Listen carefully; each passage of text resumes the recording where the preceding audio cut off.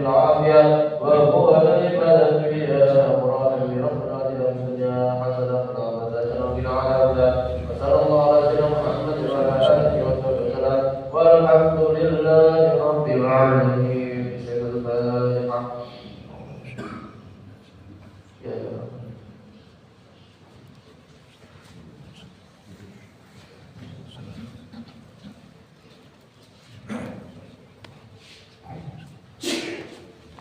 Assalamualaikum.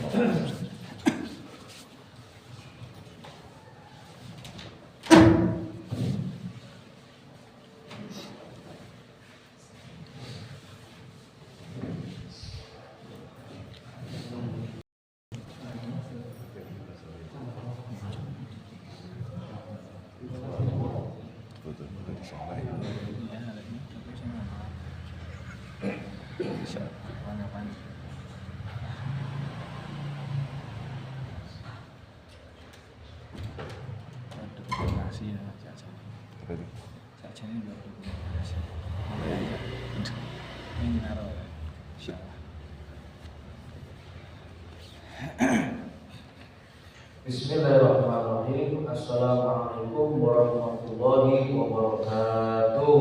Waalaikumsalam warahmatullahi wabarakatuh. Marilah seperti biasa sebelum kita ngaji terlebih dahulu niatkan Allah Subhanahu wa taala, harapannya agar dosa-dosa kita diampuni oleh Allah Subhanahu wa taala, ibadah kita semuanya diterima oleh Allah Subhanahu wa taala, kita senantiasa mendapatkan perlindungan beliau, dirahmati diberkati oleh Allah Subhanahu wa taala, dan kita niat pula untuk membahagiakan hati Nabi Muhammad sallallahu alaihi wasallam. Harapannya mudah-mudahan kelak kita setia sebagai umatnya dan kita mendapatkan syafaat beliau di yaumil qiyamah nantinya. Amin ya rabbal alamin. Dan kita hadiahkan ngaji kali ini untuk arwah-arwah kita yang telah mendahului kita, dan keluarga kita, kerabat kita, famili kita, jamaah kita, kesemuanya. Mudah-mudahan mereka semuanya dirahmati oleh Allah, kuburannya diibaratkan oleh Allah, dijadikan kuburannya rodoh min riyadil jinan, taman daripada taman surga Allah Subhanahu wa taala. Mudah-mudahan kita berikan panjang umur, sehat walafiat, bahagia dunia akhirat, selamat dunia akhirat, rezeki yang banyak, fulus yang banyak, yang berkah untuk taat ibadah kepada Allah Subhanahu wa taala. Mudah-mudahan Allah tutup akhir hidup kita nantinya dalam keadaan husnul khatimah. Amin ya rabbal alamin. Ala hadiniya wa lakum sholihah wa ila hadratina Muhammad sallallahu alaihi wasallam. Ilahul Fatihah.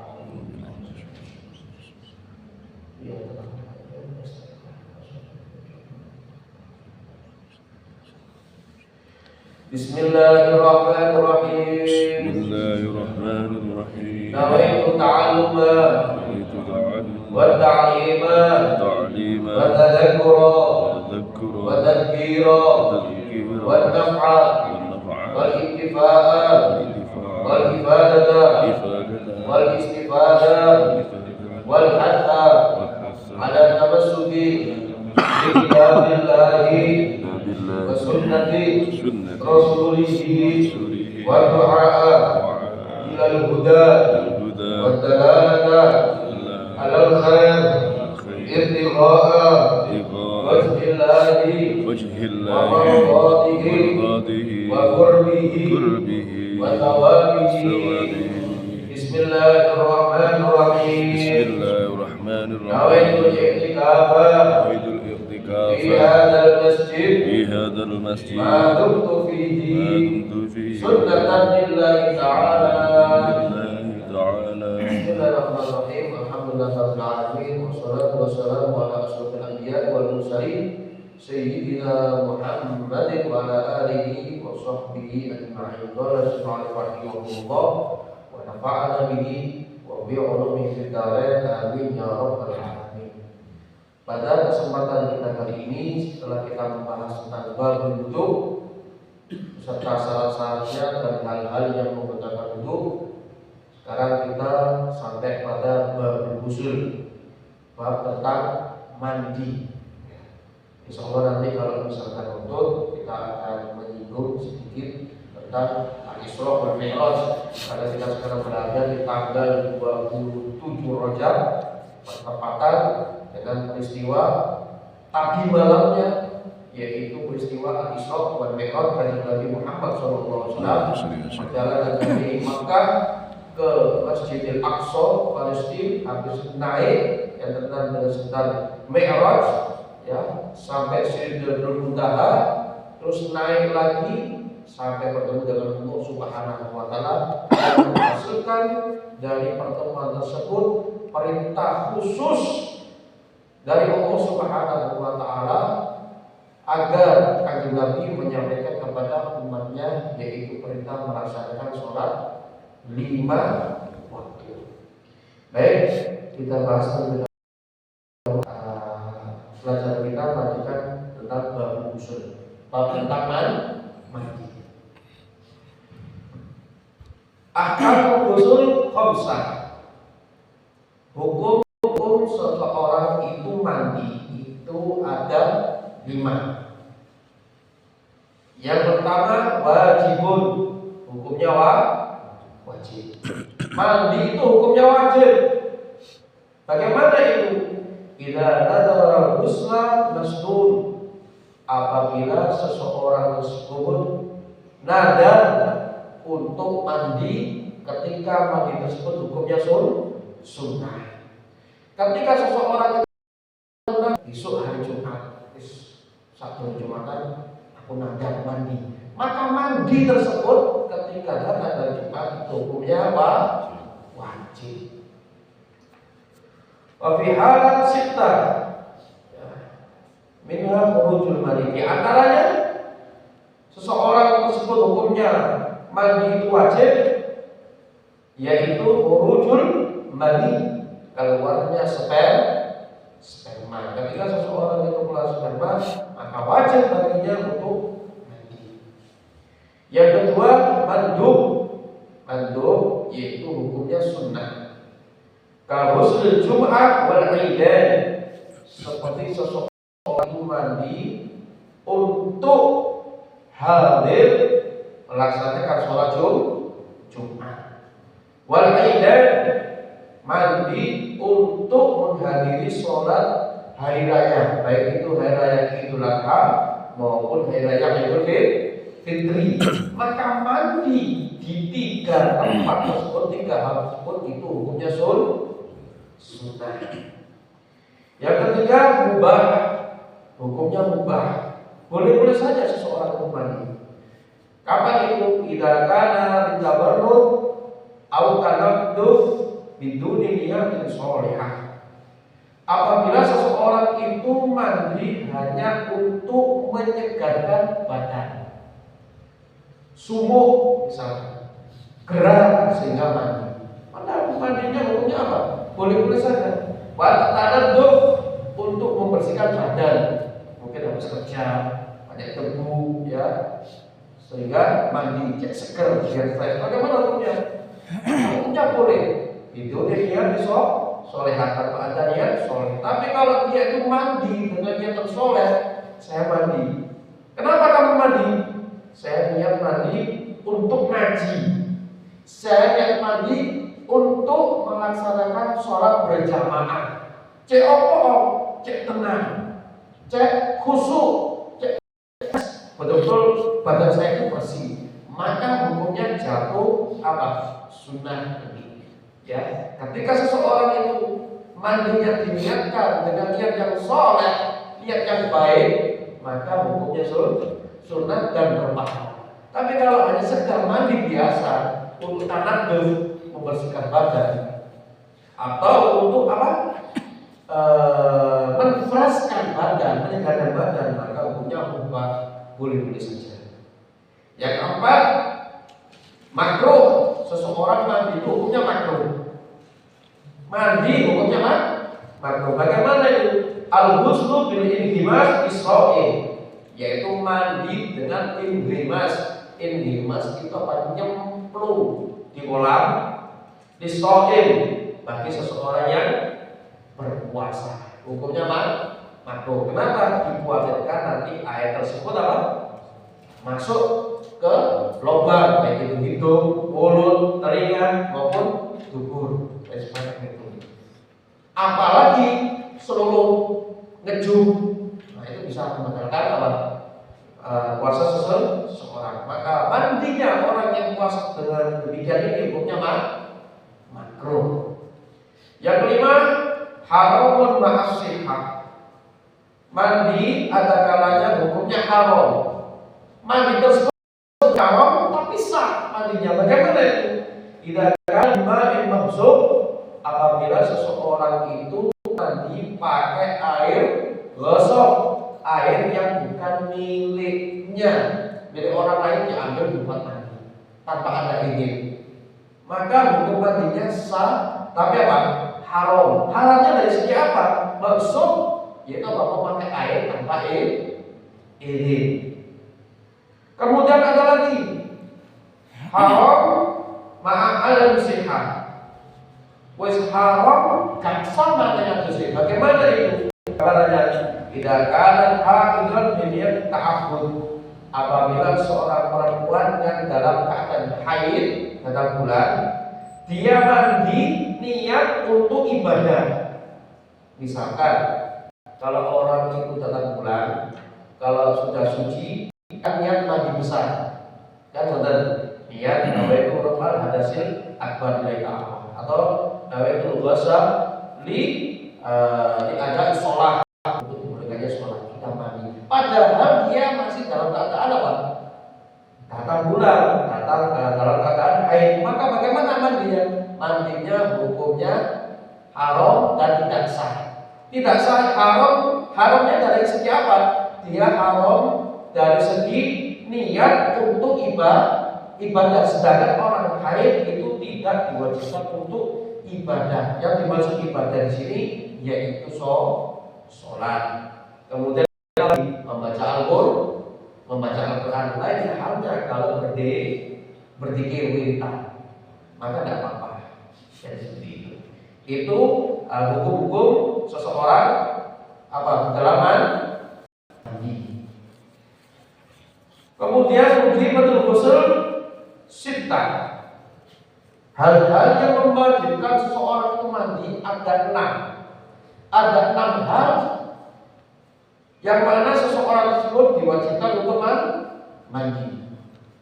Yang pertama, mayaktasu bin nisa salasa. Ada yang dikhususkan untuk perempuan saja. Khusus untuk perempuan saja. Itu ada 3. Ada 3 golongan bagi seorang perempuan wajib dia itu apa? Mandi. Kan ada 6. Ada 6 macam seseorang diwajibkan mandi. 3 ini khusus untuk apa? Perempuan. 3 perempuan. Dia wajib mandi. Siapa itu? Al-haid, wan nifas, wal wiladah. Yaitu seorang perempuan yang datang bulan. Maksudnya datang bulan bersih daripada haid. Wan nifas yaitu darah yang keluar sehabis melahirkan. Biasanya itu 40 hari sampai 60 hari. Atau layauman usiku layauman 40 sampai 60 hari. Wal wiladah yaitu seorang perempuan yang habis melahirkan, maka wajib baginya untuk mandi. 3 hal tersebut khusus untuk perempuan. Apabila dialami dari seorang perempuan, maka perempuan tersebut wajib mandi. Kemudian mayastar itu rijal wa nisa salas. Kemudian ada 3, bukan ada 6. 3 khusus untuk perempuan, 3 sisanya ini bisa untuk laki, bisa untuk perempuan. Apa 3 hal tersebut? Yang pertama yaitu jima. Jima itu hubungan intim suami istri. Khurujul mani, keluarnya air sperma. Wal maut, yaitu mati atau meninggal. Maka diwajibkan untuk mandi. Kalau orang meninggal, siapa yang wajib mandi? Sinten, Pak? Orang yang meninggal wajib mandi? Bukan, yaitu orang yang hidup yang memandikan mayat, bukan masuk bed lagi aja satu. Bukan semacam itu ya. Jadi orang yang sudah meninggal dimandikan baik. Sarfu mujibatul ghusl. salah daripada hal-hal yang mewajibkan mandi. Yang pertama, ilaju hasyafati fi farji. Ilaj yaitu idkhal, masuknya hasafah. Hasafah yaitu roksul dzakar, kepala kemaluan laki-laki, yaitu lebih gampangnya ujung penis. Amin ya. Fi farji, ke farad, kemaluan perempuan. Maaf ya, apabila maafnya kemaluan perempuan laki, ada ujungnya ini sudah masuk, masuk ujungnya saja, maka diwajibkan orang tersebut untuk mandi. Betul, kata-kata farad, kullu ma yusamma farajan, segala sesuatu apa yang dinamakan faraj, yaitu kemaluan, sawa'un akana kubulan atau duburan, baik itu kemaluan depan maupun kemaluan belakang, min adami atau ghairi, baik itu kemaluannya manusia atau ghairi, atau bukan manusia, seperti apa? Jin, karena jin juga diwajibkan untuk ibadah. Hayyin atau mayyitin, hayyin atau mayyitin, orangnya hidup maupun orangnya mati, maka keduanya diwajibkan mandi. Ketika kemaluan perempuan laki-laki masuk, kepalanya sedang seret, maka keduanya wajib mandi meskipun tidak keluar sperma, pokoknya masuk. Sudah. Kemudian kata-kata masuk itu baik kemaluan tersebut masuk pada kemaluannya manusia, ya, sesama manusia, ataupun yang lainnya dengan jin mungkin, atau kemaluan tersebut kepada orang yang hidup maupun orang yang mati, maka keduanya wajib mandi. Kalau orang yang meninggal, ya, habis dimandikan, habis itu mungkin karena saking wayune, habis itu dikumpuli. Bagaimana? Dimandikan lagi si mayat tersebut. Dan orang yang mengumpuli ya juga mandi, walaupun tidak keluar mandi. Baik, di dalam kitab Fathul Alam disebutkan min mujabil ghusl, termasuk dari hal-hal yang mewajibkan seseorang untuk mandi, tuhurul hasafah, masuknya hasafah, yaitu ujung penis, walau kanat min dzakarin maktuk, walaupun kemaluan tersebut dari dakar itu kemaluan laki-laki, maktuk yang terpotong. Contohnya bagaimana? Ada orang datang, jebrak, kemaluannya nyebar, copot dari tempatnya. Paham ya? Habis itu kemaluan tersebut dipegang. Terus saya ulang tadi, ini karena pelajaran fikih, bukan umum, sanes, tapi ini pelajaran fikih ini penting. Kemaluan tersebut kan orang macam-macam. Oh ini, habis dipegang, kemudian dimasukkan dengan oleh perempuan itu ke minyaknya. Bagaimana? Maka si perempuan wajib mandi. Yang copot wajib mandi? Enggak, karena copot sudah terpisah dari tersebut, tabrakan. Budak, kemaluannya copot sudah terpisah ya dari orang yang membeli tersebut. Habis didapati orang yang perempuan. Oh ini, habis itu mungkin isi. Allah akan tidak tahu, habis itu dimasukkan ke kelaminnya. Maka bagi seorang perempuan tersebut wajib mandi. Au min bahima, atau kemaluan tersebut bukan kemaluannya manusia, tapi kemaluannya binatang. Kemaluannya binatang. Jadi mungkin mungkin sapi atau kuda, mari dibeli mungkin ya, habis tabrakan atau apapun sudah, pokoknya terlepas diambil, maaf dimasukkan. Maka sama, tadi seorang perempuan tersebut wajib mandi. Al-mayyitin atau mayyit fi farajin, di faraj yaitu kemaluan perempuan. Kubulan kana atau kuburan, baik itu kemaluan depan maupun kemaluan belakang. Muttasilan atau munfasilan, baik itu kemaluannya itu sambung, maksudnya tak copot dari binatang atau dari manusia tersebut, atau munfasilan atau apa? Munfasil. Jadi tadi pakaian tersebut, pakaian sudah copot. Maka tetap hukumnya ketika kemaluan tersebut masuk, walaupun hanya kepalanya saja, maka wajib mandi. Kalau bersambung, maka keduanya laki sama perempuan mandi. Kalau terpisah, maka yang memasukkan tersebut, ya orang yang kemasukan tersebut wajib mandi. Wabil mujibatul ghusl ila al-hasan al-farad sawarkan atau mar'a atau bahima atau salir atau babil atau majid atau nafsu.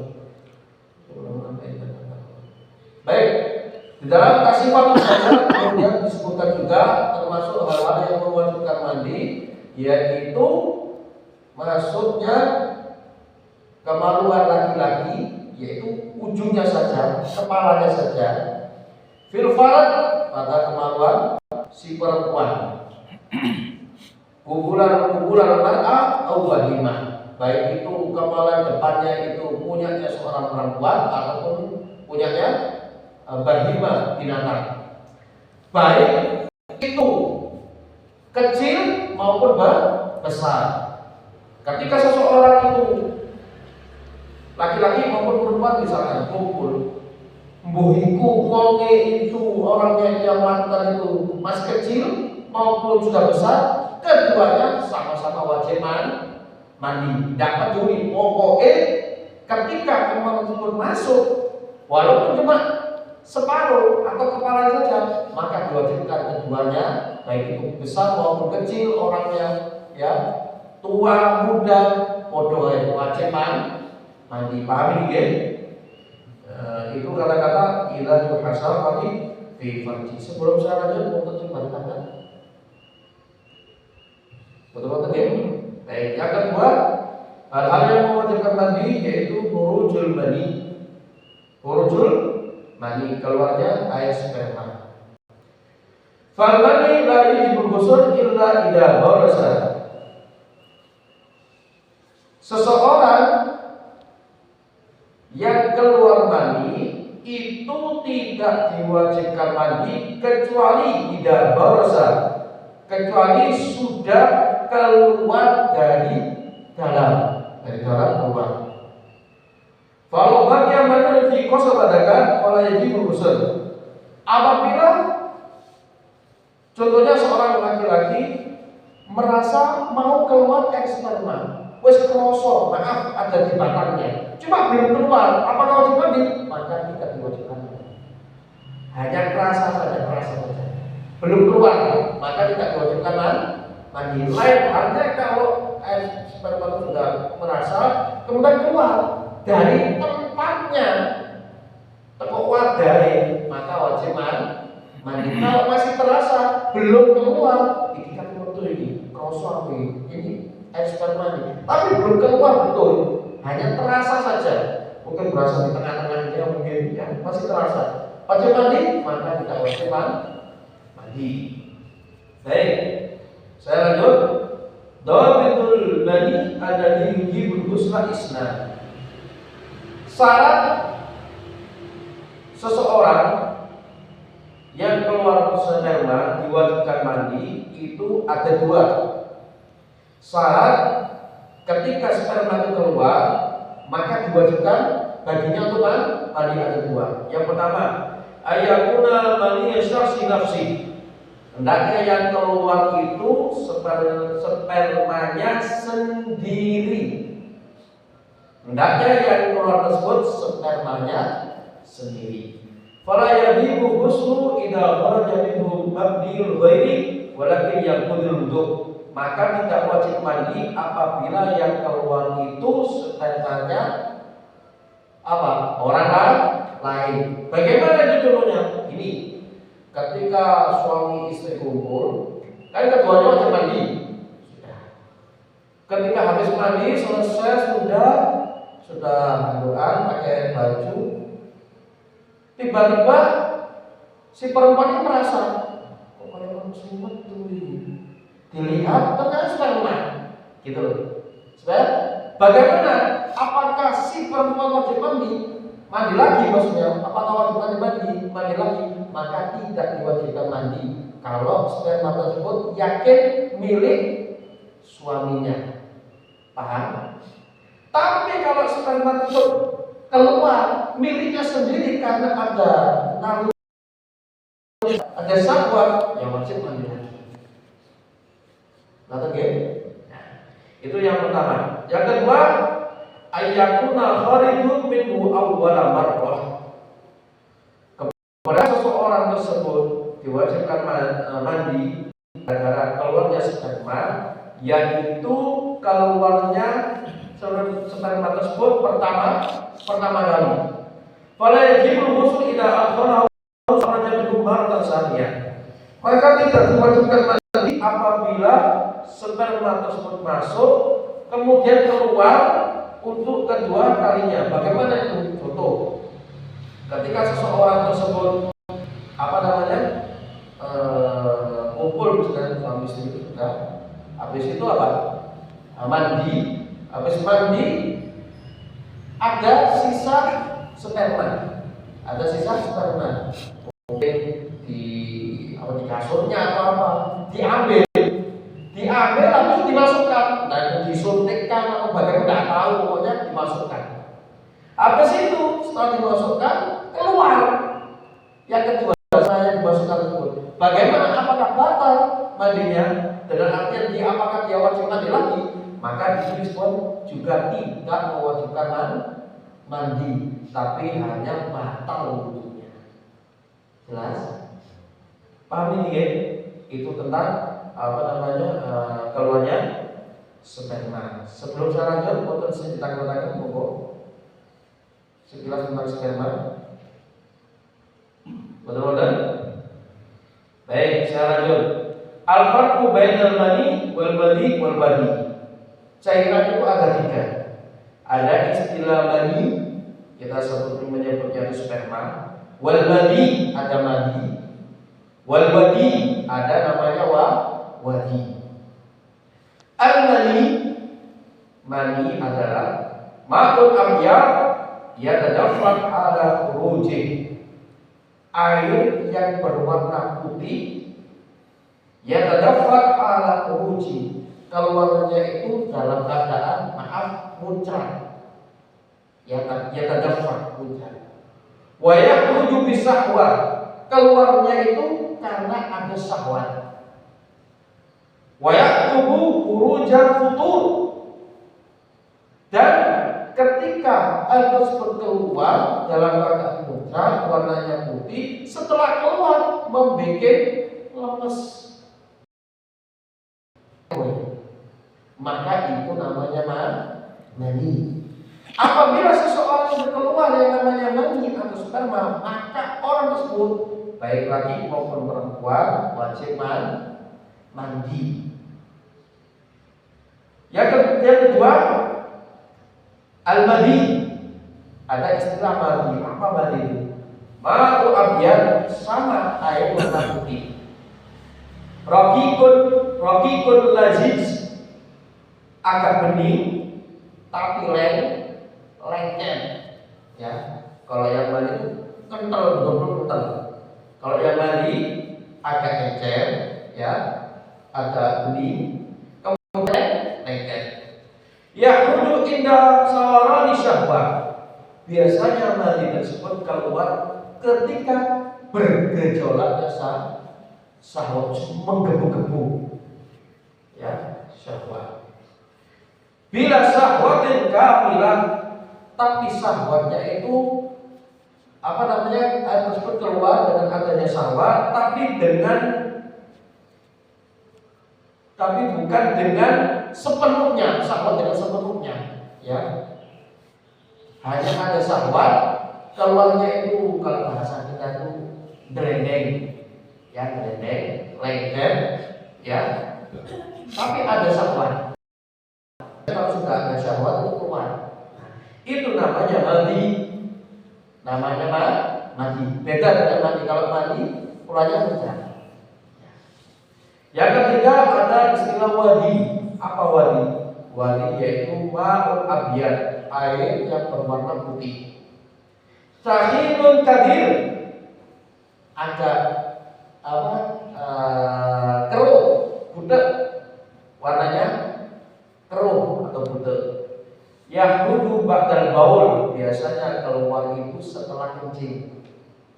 Kalau kita habis kencing, habis itu kalau sama kalau dilihat, warnanya kok putih, tapi putih-putih buta.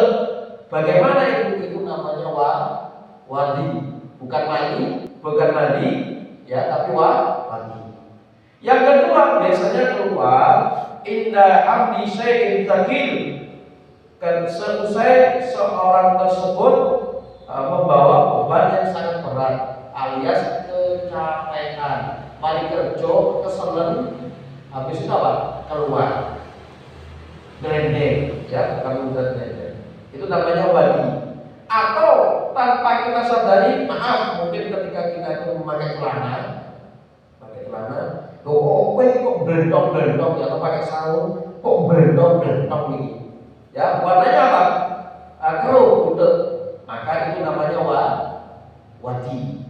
Baik. Hukum indah uruji ahadihima, hukum ketika keluar salah satu dari tiga hal tersebut. Falmani, apabila seseorang itu keluar sperma atau mani, yujibul husla, maka wajib baginya untuk mandi. Walayat wudu, wudunya tidak batal, wudunya tidak batal. Orang yang keluar mani tidak batal wudunya. Tapi kalau kumpul dengan suami istri, ya batal. Belum keluar saja sudah bertemu kulit dengan kulit, ya kulit dengan kulit sudah batal. Jelas ya? Wawatohirun, mani tersebut hukumnya suci. Jadi maaf kalau mungkin habis kumpul, habis itu ada di sarung atau nyipak di sarung atau tidur, kemudian junub, ya di sarung, habis itu dicuci, dijemur. Ketika habis dijemur garing, kok bekasnya sih ono. Bagaimana? Lalu digunakan satu untuk sholat, boleh sah. Jelas ya? Itu udah ada bekasnya, apa namanya? Sperma, mani. Bagaimana? Boleh. Mani itu hukumnya suci. Walaupun misalkan mani tersebut bukan dalam keadaan kering, tapi seteles. Lalu bukan kumpul, masih mandi, atau sarung deh. Padahal tadi kecepatan dibuat sholat sah sholatnya. Karena mani itu hukumnya suci, tapi pantas. Jelas ya? Itu mandi. Al-madi wal wadi, sedangkan madi sama wadi hukumnya kalbol, hukumnya seperti kencing. Baik mudahnya wudu, kalau hukumnya seperti kencing, jadi madi sama wadi itu hukumnya najis, bukan suci. Baik mudahnya wudu, apabila seseorang itu keluar madi atau wadi, maka ketahuilah keduanya tersebut menyebabkan seseorang untuk wudu, gak wajib mandi. Itu perbedaan antara mandi sama wadi.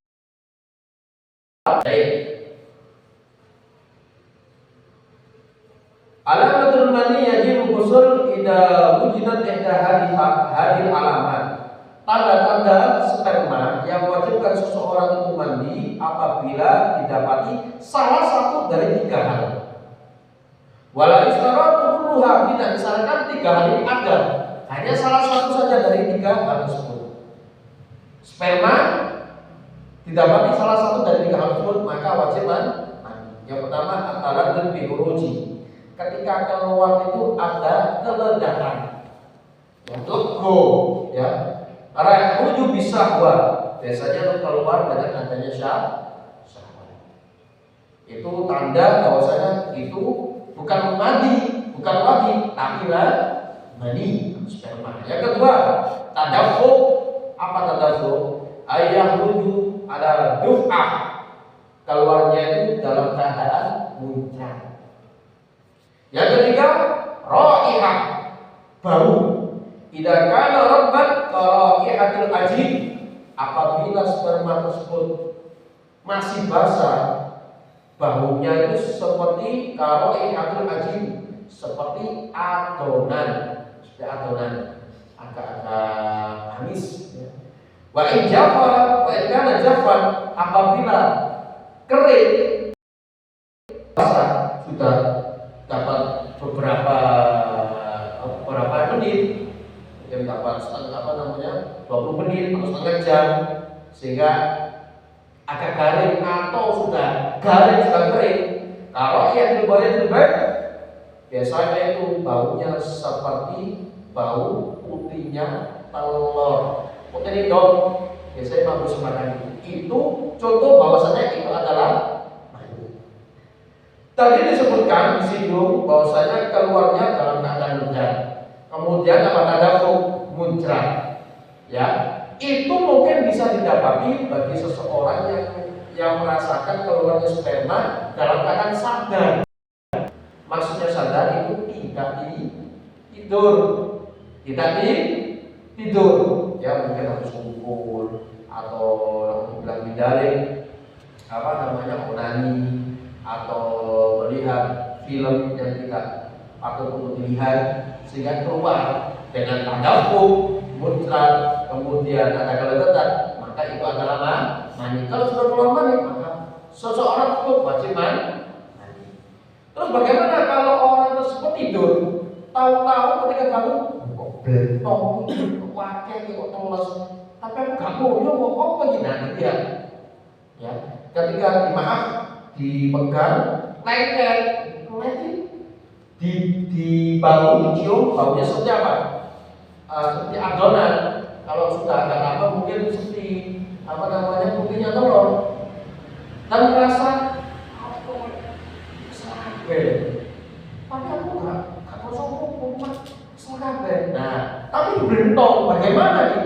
Maka itu bisa dipastikan bahwasanya itu adalah mani. Kalau mani ketika dia tidur terasa, maka wajib baginya itu untuk mandi besar. Kan syaratnya seseorang itu sah melaksanakan sholat, dia harus suci dari 2 hadas kecil maupun hadas besar. Hadas kecil kita sudah bahas, sekarang kita hadas besar, yaitu diantaranya keluarnya mandi. Ketika seseorang keluar mandi, maka wajib yaitu mandi karena dia memiliki hadas besar. Baik. Kadang juga terjadi bagi seseorang yang berpenyakitan.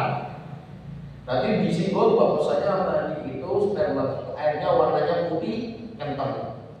Apakah harus putih? Tidak. Kalau orang berpenyakitan itu bisa saja yang keluar sperma itu bukan warna putih, tapi warna merah bercampur dengan darah. Mungkin dia itu terkena penyakit HIV atau apa, tidak tahu, Allah. Bisa saja. Ciri-cirinya itu tadi, pokoknya puncak, kemudian ada keledakan, ada syahwat, setelah keluar lemas, ya.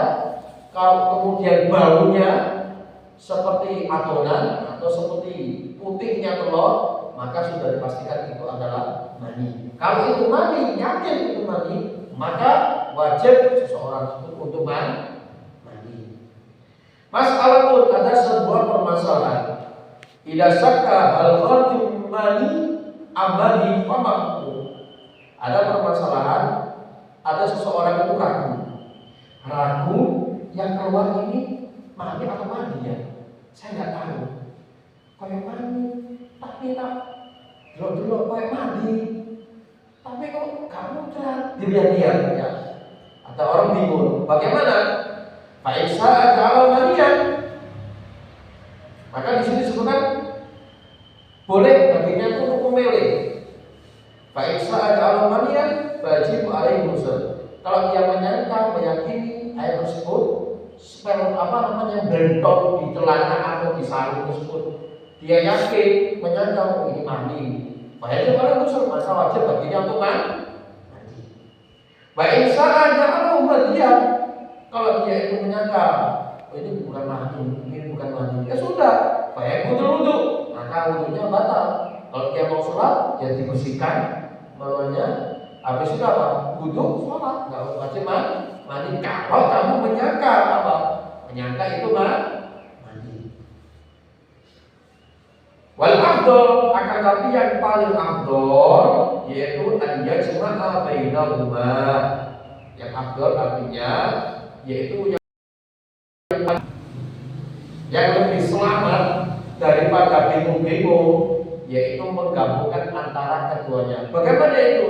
Sudah mandi saja, niat mandi besar, habis mandi besar itu wudu, itu lebih selamat. Kata di sini itu kata-kata ketika seseorang itu keluar dari atau sperma, yang mana seseorang diwajibkan untuk mandi. Baik. Yang ketiga dari hal-hal yang mewajibkan mandi yaitu hal haid. Seorang yang datang bulan wajib alaihi ghusl, maka wajib bagi seorang perempuan mandi ba'da inqita'i damil haid, setelah darah haidnya bersih atau mandek. Ya, ketika sudah bersih mandek, maka wajib seorang tersebut apa mandi. Ketika mandi, habis mandi sudah. Kalau dia itu berada di waktu sholat, habis mandi harus sholat. Tidak boleh seseorang tersebut haidnya sudah berhenti, dia tidak mandi sehingga datang waktu sholat duhur. Datang waktu duhur, dia tetap belum mandi, padahal haidnya sudah berhenti. Datang waktu asar, baru dia mandi besar, habis itu melaksanakan sholat asar. Bagaimana status sholat duhurnya? Maka sholat duhurnya wajib diqodho. Jelas ya? Kenapa? Karena darah haidnya tadi berhenti ketika dia sudah berada di waktu duhur. Jelas ya? Yang keempat, nifas. Nifas yaitu darah yang keluar sehabis melahirkan. Fajibu alaihi ghusl ba'da inqita'i dami nifas. Maka seseorang diwajibkan mandi setelah selesai daripada keluarnya darah nifas. Biasanya sampai 40 hari atau 60 hari itu dari nifas. Yang kelima, al-wiladah, seorang perempuan yang melahirkan. Wajib alaihi ghusl, maka wajib baginya itu mandi. Walau waladat mudghah aw alaqah, walaupun seorang perempuan tersebut keguguran. Yang keluar itu bukan janin, bukan seorang bayi, bukan seorang anak, tapi mudghah, segumpal daging atau segumpal darah. Yang mana darah ini apa? Aslinya janin, karena rahimnya itu kurang sehat atau karena apa, sehingga darah tersebut atau daging tersebut tidak jadi janin. Bagaimana status perempuan yang keluar segumpal darah atau segumpal daging tersebut? Tetap sama statusnya, yaitu dia wajib mandi. Yang terakhir yaitu al-maut, yaitu orang yang meninggal. Ketika orang yang meninggal, maka wajib mandi. Siapa yang wajib mandi? Yaitu orang yang sudah meninggal. Artinya bukan berarti orang yang meninggal itu wajib mandi mandi sendiri, tidak. Orang yang hidup dari keluarganya atau kerabatnya atau tetangganya, familinya wajib memandikan si mayat tersebut. Itu 6 hal yang diwajibkan di dalam agama. Seseorang tersebut diwajibkan untuk mandi. Kita menyebutnya dengan mandi besar. Jelas ini ya? Wonten sing badhe tanya tentang mandi besar. Ustaz. Gitu. Niatnya Ustaz. Untuk niatnya itu boleh niat nawaitu raf'al hadasil akbar, ya, atau nawaitu raf'al janabah, atau niat fardhul ghusl, atau niat toharoh, niat untuk bersuci. Di sini disebutkan kalau memakai bahasa Arab, nawaitu raf'al janabah lillahi ta'ala. Satu. Yang kedua, nawaitu raf'al hadasil akbar lillahi ta'ala. Niat. Yang ketiga, nawaitu fardhul ghusl lillahi ta'ala. Yang keempat, nawaitu thaharah lis-shalah lillahi ta'ala. 4 hal ini niat ketika seseorang mandi. Ustaz, aku gak ngerti bahasa kangelan. Wis basa Jawa wae aku. Niat apa? Nawaitu niat unsur apa? Hilangkan hadas besar tidak ta'ala. Wis, yang penting niat tersebut di dalam hati, bukan dalam lisan. Nah, niatnya bagaimana? Gini, ketika seseorang itu mandi, air pertama kali menyentuh kulit, tidak harus kepala. Kita misalkan membasuh tangan, ketika air tersebut menyentuh kulit tangan, kita iringi berbarengan dengan niat mengangkat hal pusat, maka dikatakan sah. Dan harus dari kepala. Kalau wudhu kan kita ambil air, ketika air ini menyentuh kulit wajah, sebagian kulit wajah, baru ini kita lihat. Kalau mandi, apakah harus air tersebut ketika menyentuh kulit kepala? Tidak harus. Tangan, ketika kita basahi tangan sambil diiringi dengan niat mandi besar boleh. Ketika membersihkan jangan kemaluan, kita niat mengangkat berat juga boleh. Jadi bebas. Yang penting air tersebut ketika pertama kali menyentuh kulit diiringi dengan niat, dan niatnya itu bukan di lisan tapi di dalam hati. Sama seperti wudhu, jelas ya? Sama seperti sholat. Kalau sholat niat kan dalam hati, hanya lisan saja mengatakan Allah, hati yang mengatakan usolli. Misalkan tidak bisa bahasa Arab, saya niat sholat maghrib harap niat akbar saja. Itu tata cara niat ketika mandi. Sedangkan fardunya mandi itu hanya 2 saja. Yang pertama niat, yaitu tadi yang pertama niat. Yang kedua takmimul badan bil ma. Takmimul badan bil ma, meratakan badan dengan air. Artinya seluruh badan ini harus terkena air. Seperti lipatan telinga, kemudian ujung mata ini ya, tempatnya ketek ya, kemudian kemaluan depan, belakang, pusar, semuanya harus betul-betul basah. Kalau kuku panjang di bawahnya betul-betul kena air. Itu syarat daripada mandi, yaitu takmimul badan, seluruh badan harus terkena air. Kalau sudah terkena air baru dikatakan mandinya sah. Kalau mandinya sudah sah, ya, habis itu dia ganti baju langsung sholat, ini kalau sholatnya sah. Jadi tidak usah wudhu dengan syarat ketika mandi tidak kencing. Katakan mandi ya, atau ketika mandi tanpa memegang kemaluan, ya memiliki atas wudhu ya, memiliki atas kecil. Jadi habis mandi, wudhu, dan sholatnya sah. Jelas kan? Untuk balik itu mandi besarnya itu tambah 1 misalnya, jangan dipilih aja. ya. Katakan bukan sekalian orang tuh mandi biasa terus disambung. Tidak masalah. Ya. Jadi dia itu mandinya itu pakai sabun atau tidak, terserah. Pokoknya mandi tersebut dikatakan sah ketika air tersebut menyentuh kulit. Walaupun satu tetes kok menyentuh. Tes kita ini dengan niat sah. Jelas ya? Niatnya sah. Hanya niatnya saja, mandinya belum sah. Niatnya saja yang sah. Mandi biasa kalau seluruh badan betul-betul basah dengan apa?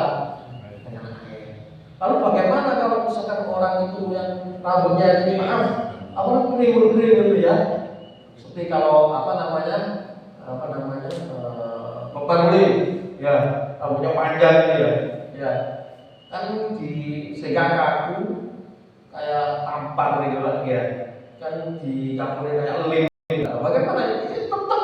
Itu harus basah.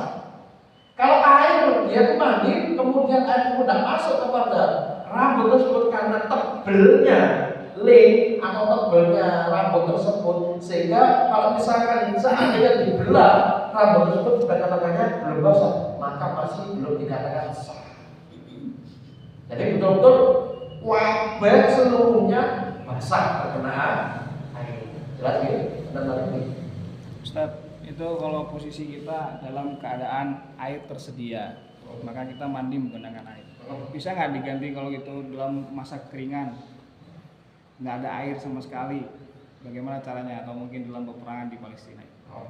Kalau kita itu memiliki dosa besar, memandi gak air, terus apa gitu? Tayamum bagaimana? Apa gulung-gulung di lemah, gak lamben, gulung-gulung sebaliknya daripada air, atau debu atau pasir diambil digaya terus? Bukan itu. Tayamum hanya apa? Dua anggota tayamum itu, muka sama apa? Kedua tangan. Niatnya bagaimana? Sama. Nah, itu list di BHP pagi sholat. Saya niat untuk dibolehkannya sholat. Bukan saya niat mandi, bukan niat mandi, tapi niat untuk dibolehkannya sholat. Jelas begini? Wonten balik? Dia monggo. Jadi mandi wajib itu hampir sama dengan memandikan jenazah. Jadi Ada mensucikan, ada membersihkan, dan ada mengharumkan. tergantung niat. Jadi ketika basuhan pertama itu tidak boleh air bercampur apapun, itu dalam rangka mensucikan dan harus merata. Mulai ujung rambut sampai ujung kaki. Setelah merata baru kita sabunan. Karena kalau belum merata kita sabunan itu sudah bercampur. Jadi pertama harus suci dulu, air murni, mulai ujung rambut, baru kedua sabunan dalam rangka membersihkan. Nah, kalau jenazah kan terakhir baru kabur baru. Jadi ada mensucikan, membersihkan, baru mewangikan. Kalau jenazah itu apa?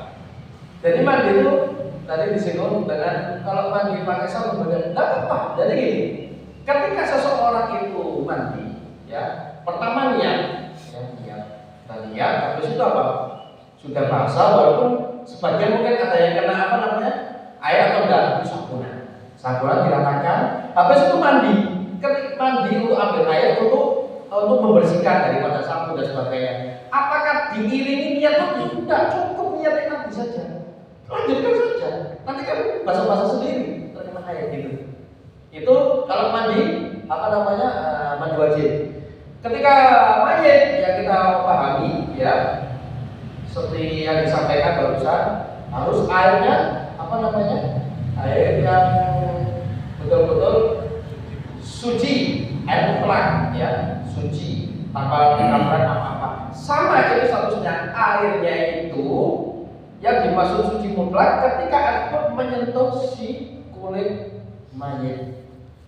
Contoh misalkan saya dapati air ini, kalau saya mandikan dengan proses yang ada di Malang, Jawa Timur misalkan, butuh 3 timbang, sedangkan saya memiliki hanya 1 timbang atau separuh timbang. Tak gaya bisa, terus tak sabuni, terus kayak kira kau ini, kayak butuh kau. Bagaimana? Ya sudah, diniati mandi, sudah habis itu langsung disabuni. Kakinya mungkin perutnya belum terkena air, terus langsungnya disabuni saja kapok. Habis disabuni baru dikelucur dengan air tersebut. Apakah boleh? Boleh, tidak masalah. Yang penting itu niatnya. niat dari pertamanya. Dan airnya otomatis memakai air yang mutlak. Ketika air tersebut dibasuhkan ke badannya campur dengan sabun, itu bukan berarti badan yang terkena sabun tersebut dikatakan sah daripada mandi tersebut menggayungkan air. Contoh misalnya ini ada sabun, tadi mandi bun ini masih kering, jelas ya? Habis itu kita sabuni sudah selesai.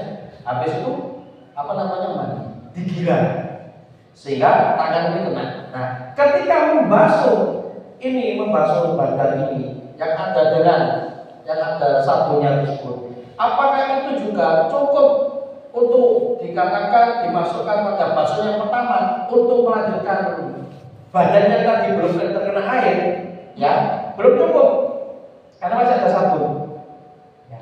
Ketika sudah dibasuh, sudah selesai, kan tidak mungkin orang tersebut kalau sabun ambil satu gayung biur wes mari langsung ada, tidak mungkin kan gitu, pasti ambil air lagi kan gitu ya, ambil air lagi. Nah, airnya tujuannya ini untuk menutup ini dan dianggap sah.